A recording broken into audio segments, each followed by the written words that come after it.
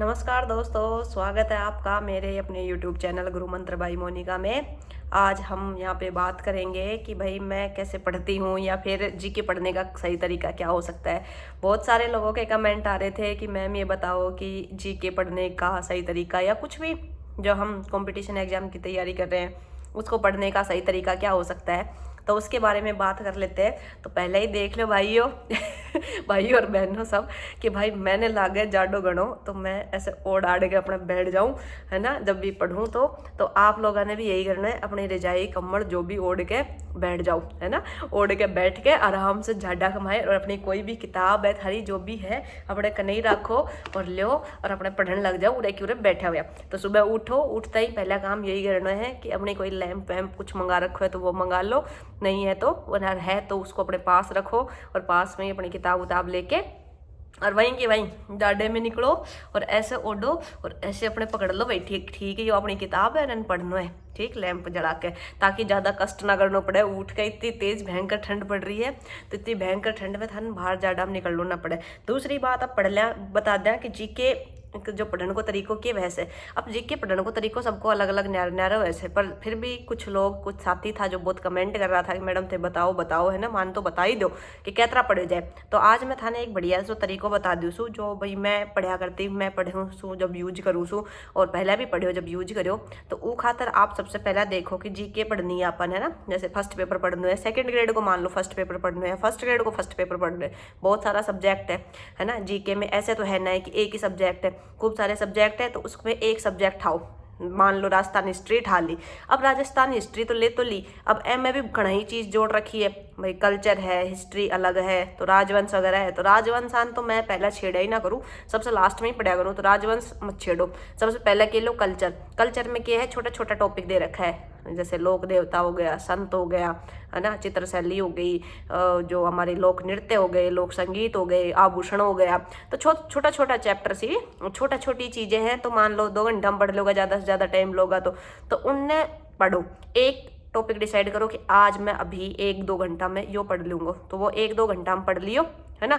पढ़ने के बाद अब क्या करना, स्थान पढ़ तो लियो, अब याद हुयो ना हुयो जो भी ठीक है, पढ़े बाद किताब कर दो बंद अपनी, ठीक, बंद कर दी। अब सोचो कि भाई हाँ आभूषण पढ़े है तो आप आभूषण पढ़िया, सिर को कौन सो पढ़ियो, है ना, गला को कौन सो पढ़ियो, हाथ को कौन सो पढ़ियो, अंगूठी को कौन सो पढ़ियो, ऐसे बैठे बैठे सोचोगा ना दिमाग के में तो थाने कुछ याद आएगो। जैसे याद आयो कि भाई हाँ अंगूठी, अंगूठी दामना बीठड़ी, है ना, ऐसे कुछ पढ़ो तो आप हाथा को, तो ऐसे आपको ये याद रह जाएगा कि कितना आपने पढ़ा है, जो पढ़ा है वो याद हो रो है कि ना हो रो, है ना। ऐसे सारो मनन कर लो, मान लो 2 पन्ना पढ़िया, 2 पन्ना मनन कर लो, मनन में ये देखो कि कितनो याद आ रहा है, अलग अलग अलग चीजें याद आ रही है कि नहीं आ रही, कुछ रह भी रहे हो। फिर एक बार वापस किताब खोलो, मनन कर लियो, आधा घंटा मान लो मनन कर लियो, अब माथो दर्द करने लागो तो एक बार तुरंत वह किताब ने खोलो, खोल के एक बार मोटा मोटा रिवाइज कर दो, गला का ये आभूषण, हाथ का ये आभूषण, पैर का ये आभूषण, तुरंत फटाफट फटाफट फटाफट एक बार रिवाइज कर ले।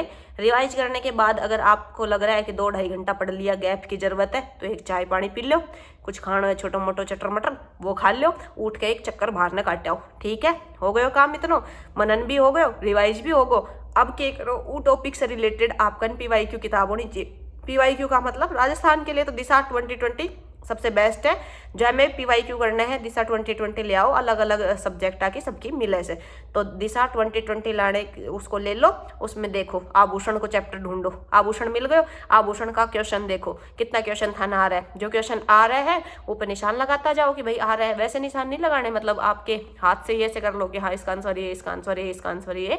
नीचे व्याख्या दे रखी है, वो व्याख्याने भी पढ़ लो, एक बार व्याख्यान पढ़ लो, कितनी बार पढ़े जा रहे हो, तीसरी बार पढ़ रहा हो आभूषण थम, है ना, देख लो इतनी सी देर में ही, एक ही दिन में तीसरी बार पढ़ दोगा और कोई बहुत ज्यादा टाइम ना लगना है, 2-3 घंटा में एक टॉपिक ऐसे परफेक्ट तैयार हो जाए कि बस कोई दिक्कत ही कोई नहीं, तो उन्हें फटाफट पढ़ लो। जो क्वेश्चन ऐसे है कि जैसे तुमने पढ़ो कुछ दे दियो, कुछ अजीब से नाम दे दियो, मान लो चुन्नी दे दियो कि चुन्नी कहाँ पे पहने जाने वाला आभूषण है, वो था आ ना रहे हो तो ऊ के ऊपर क्या करना है, गोड़ो, है ना। जो PYQ आप पढ़ रहा है, जो अपन एक बार में आ रहा है तो वो तो ठीक है, जो ना आ रहा मेरे पे के लगा लो गोड़ो, ताकि अगली बार पढ़ो तो यही PYQ आप दोबारा अच्छे से देखो, पूरे तो देख नहीं है लेकिन जब गोड़ा है ना, को मतलब ये है कि ये अपन आ ना रहा था भाई, तो ये के है रिस्की जोन का मामला है, ये डेंजर है, इन्हें अच्छा से दोबारा अपन पढ़ना है, ठीक है। सारे आभूषण कंप्लीट, सारे PYQ कंप्लीट, ठीक है, टॉपिक कंप्लीट। अब आ जाओ, अब थारी राज्य है कि थाने वही सब्जेक्ट पढ़ना है। अब कोई को रहे कि भाई मैं तो कल्चर पढ़ लियो, बस एक ही टॉपिक पढ़ो जाए, भाई मैं तो धाप लियो, कोई ना मन कर रो, फिर क्या करो, दूसरो सब्जेक्ट ठा लो। कोई राज्य है कि ना कल्चर में तो मजा आ रहा है यार पढ़ने में, तो दो तीन टॉपिक समेट दो एक साथ, 2 3 4 टॉपिक जो भी आपकी इच्छा है वो करना है। तो फर्स्ट पेपर ने आजकल के करना है, कम से कम 4 घंटा को टाइम तो देना है, 4 या 5 घंटा को, मतलब जैसे आप 10 घंटा पढ़ रहा हो तो आधो टाइम आपने फर्स्ट पेपर ने देना, आधो टाइम आपका सब्जेक्ट ने देना है, क्योंकि बहुत इंपॉर्टेंट है भाई फर्स्ट पेपर। RPSC तो तोता सा ही उड़ा रखा है फर्स्ट पेपर में, 40% भी लोगों का आनर है, तो हड़का में कतई न लेना है, अपन अच्छा से पढ़ना है, ठीक है। अब कोई ये कहे कि मैं तो अदर सब्जेक्ट पढ़ना चाहता हूँ, मैं तो बोर हो गया, अदर सब्जेक्ट राजस्थान की ज्योग्राफी, सब में है राजस्थान की ज्योग्राफी, अपनी ज्योग्राफी किताब उठा लाओ। ज्योग्राफी किताब में भी ऐसे ही एक कोई टॉपिक ले लो, सारे टॉपिक छोटा छोटा ही है, पशुधन ही ले लिया। पशुधन में क्या पढ़ना है, कुछ ही ना पढ़ना, या तो इकोनॉमी का डाटा पढ़ना है, आर्थिक समीक्षा वाला कि भाई पशु कितना है, कितना की वृद्धि हुई, कितना की कमी हुई, ये डाटा पढ़ लिया एक बार में। और क्या पढ़ना है, इनकी नस्ल, भेड़ की कौन सी नस्ल है, सोनाड़ी है, चनोत्थर है, ऐसे ही बकरी की कौन सी नस्ल है, जमुनापरी है, जखराना वाली है, अलवरी है ना, ये सब नस्लें हैं। ऊँट की कौन सी है, गोमट है, नाचना है, तो नस्ल ही तो याद करनी है, दमादम एक पूरा उसमें दे रखा है कि मतलब एक पन्ने के अंदर ही हो जाएगा ये तो सारी नस्ल, है ना। एक बार सारा पढ़ लो, नस्ल पढ़ ली, अच्छा से याद होगी, ठीक है। याद होने के बाद वही अपना पुरानो मेथड, कॉपी बंद कर दो, किताब बंद कर दो, जैसे पढ़े हुए बंद कर दो, बंद करके सोचो कि हाँ ए की नस्ल पढ़ी थी अपन, गाय की नस्ल पढ़ी थी, भैंस की नस्ल पढ़ी थी, भेड़ की पढ़ी, बकरी की पढ़ी, ऊँट की पढ़ी, के थी वे, है ना। ऐसे याद करो, फिर याद हो जाए था ना तो वापस से कुछ भूल गए हो एक बार वापस खोल लो, फिर चेक कर लो कि जो मनन करो आपा ने, जो सोचो, इसी को कहते हैं चिंतन मनन करना, है ना। एक बार बंद करके उसको सोचना कि क्या पढ़ा है, तो वो क्या हो जाता है फिर आपके अनकॉन्शियस माइंड में सेट हो जाएगा बढ़िया से। तो आप एक बार उसको देख सकते हैं कि हाँ ये पढ़ा था, एक बार रिवाइज भी हो जाएगा और आपका चेक क्रॉस चेक भी हो जाएगा, ऐसे आप इसको कर सकते हैं। उसके बाद वही अपनी दिशा की किताब उठा लो, दिशा की किताब में निकालो पशुधन, जितना PYQ है सारा सोल्व कर गिरो। यही एकमात्र बेस्ट तरीको है, इतना अच्छा तरीको लगे मैं तो खुद एने अपनाऊं। आराम से आपके मान लो 4 टॉपिक पढ़ा दिन का, है ना, 4 टॉपिक ऐसा बढ़िया क्लियर हो जाएगा, क्योंकि एक ही दिन में 3 बार रिवाइज कर दिया। फिर एक बार बाद में कैसे रिवाइज करोगा, एक सप्ताह के बाद मान लो संडे आ गो, आपने पढ़ता पढ़ता अब आप सोचा कि यार के पढ़ लियो आपने, अब तो लाग रहे भूलो सो हो गए, है ना। तो भूला होने के लिए उसको क्या करो, पहले रिवाइज मत करो, पहले 7 दिन बाद संडे ने फिक्स कर लो कि आप PYQ ही करोगा, तो वापस अपनी दिशा की किताब उठाओ, है ना। दिशा की किताब में जो पुराने आपके पेपर है PYQ ही है, जैसे आपने पढ़े तो आभूषण, पशुधन, जो टॉपिक पढ़ लिया ना वे एक एक क्रम से उठाता जाओ और इनका PYQ ने हल करता जाओ, सारे PYQ ने। और जिन पर गोड़ा था मिन गोड़ा वाला ने अच्छा से हल करो, कोशिश करो कि दिखा ये गोड़ा वाला अब हो रहा है कि ना हो रहा। गोड़ा वाला अगर अब आ रहा है तो मिन पर टिक मारे जाओ कि हाँ याद हो गया, कोई दिक्कत नहीं। तो एक बार वो रिविजन हो जाए, वो 3 बार तो एक दिन में पढ़ दियो, तो फिर एक सप्ताह बाद पढ़ोगा, 4 बार पढ़ लियो हो जाएगा। उसके बाद आप और भी जैसे महीने एक बार बाद एक बार सिलेबस हो जाए, मान लो फर्स्ट पेपर को मोटो सारो सिलेबस होगा आपको, है ना, महीना 2 महीना बाद, तो एक बार दोबारा फिर पढ़ लो, दोबारा पढ़ोगा तो और अच्छे से याद हो जाएगा, फिर भूलने की संभावना नहीं रहेगी। तो मेरे अकॉर्डिंग ये मेथड अच्छा है, उससे क्या है कि अपने ज़्यादा याद रहता है। और आपको कोई और मेथड अच्छा लगे तो आप उससे भी देख सकते हो, है ना। और सब्जेक्ट का कुछ लोग पूछते हैं कि एक दिन में कितना सब्जेक्ट पढ़ा। भाई देखो, सब्जेक्ट को ऐसा कोई क्राइटेरिया ना है कि आप कितना भी पढ़ सको, आपके पढ़ने की क्षमता पे डिपेंड करता है कि आपको कितने सब्जेक्ट पढ़ने हैं। अगर मान लो कि आपको 2 सब्जेक्ट सही लग रहे हैं तो 2 पढ़ लो, आपने लग रहा है कि 4 सब्जेक्ट पढ़ना चाहिए तो 4 पढ़ लो। देखो जो भी पढ़ना है बढ़िया पढ़ना है ना, ऐसे ना है कि घास काट दी बस ठीक है, रीडिंग मार दी, दोबारा सोचो ही कोई नहीं के बारे में। सबसे ज़्यादा इंपॉर्टेंट है चिंतन। कोई भी चीज़ हम पढ़ रहे हैं तो उसका हमारे माइंड में कितना हम चिंतन कर रहे हैं, कितना भेजा हम जा रहे हैं ना, वो चीज़ जितना ज़्यादा चिंतन करोगे ना उतने रिजल्ट अच्छे मिलेंगे। किसी ने मेरे को बहुत टाइम पहले समझाया था कि बैठे बैठे मतलब सोचते रहते हैं ना अपन, अब फालतू की बात सोचते रहा, अपनी नौकरी लग जाएगी, नौकरी के बाद यो करांगा, ये सब ना सोचना है। सोचना यो है कि अपन यो पढ़्यो है तो यो पढ़्योड़ा अपन कितना याद है, एक बार हम सोचना है। थोड़ा मुश्किल काम है, माथो गरमा जाएगा, एकदम दर्द करने लग जाएगा, लेकिन भाई यो ही करना है। और यो करोगा तो ही थारो सिलेक्शन होएगा, है ना, ये मान के चलना। क्योंकि जितना ज़्यादा चिंतन होगा उतनी ज़्यादा चीज़ें याद होंगी और उतनी अच्छे से याद होंगी, तो इससे आपको बहुत बेनिफिट मिलेगा। करना बहुत मुश्किल है। मुझे पता है कि बहुत जोर आता है चिंतन करने में, बहुत ऐसा लगा है बे यार यही तो पढ़े, अब दोबारा से फिर यही सिर दर्द करनी पड़ेगी कि नहीं सोचे है। मतलब आदमी का मन ही ऐसा होता है, जब इंसान है ना तो इंसान को नेचर ही ऐसे है कि वो बस एक बार कोई चीज़ ने देख लेना चाहो और उसके बाद दोबारा ना देखना चाहो ना। लेकिन अपन ऐसा ना करना, सिलेक्शन लेना है तो ये सब चीज़ें करनी ही पड़ेंगी। तो इसका आप ध्यान रखें। PYQ जरूर सोल्व करना है, PYQ को छोड़ना नहीं है।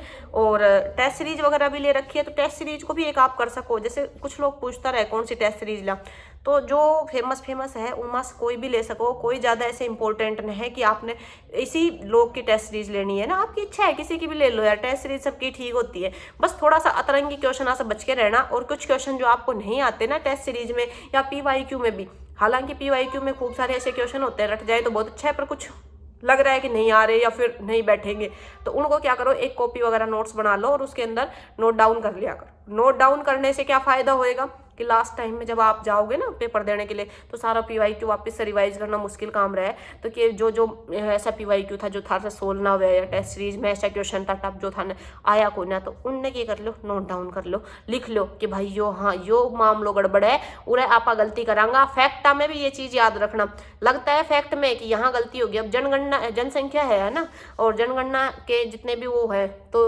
उसमें देखो महिला की साक्षरता, पुरुष की साक्षरता, ग्रामीण साक्षरता, शहरी साक्षरता, है ना, बाल लिंगानुपात, शहरी लिंगानुपात, है ना, ग्रामीण लिंगानुपात और पुरुष लिंगानुपात, स्त्री, मतलब वैसे ही जब पूछे जाते हैं ना कि सर्वाधिक शहरी, सर्वाधिक ग्रामीण और न्यूनतम ग्रामीण, न्यूनतम शहरी, ऐसे पूछे जाते हैं। तो इतने सारे फैक्ट है कि वो किसी को याद ही नहीं रहते यार, सबके साथ ही यही हाल है, तो उसको पढ़ना ही पड़ता है। तो उसके एक नोट्स बना लो, ऐसे जो टॉपिक हैं अलग छटनी कर लो कि भाई ये सारे टॉपिक ऐसे खतरनाक है जिनका फैक्ट भूलने का चांस रही सी, कितना ही याद कर लो फिर भी भूलोगे। वन संपदा से रिलेटेड नोट्स है, आरक्षित वन, रक्षित वन, है ना, कितने % है, कहाँ पे है, कौन कौन से वन कहाँ पाए जाते हैं, इनके इन ऐसे टॉपिकों के छोटे छोटे नोट्स बना लिए जाए। उन नोट्स को क्या करें कि लास्ट में रिवाइज कर ले।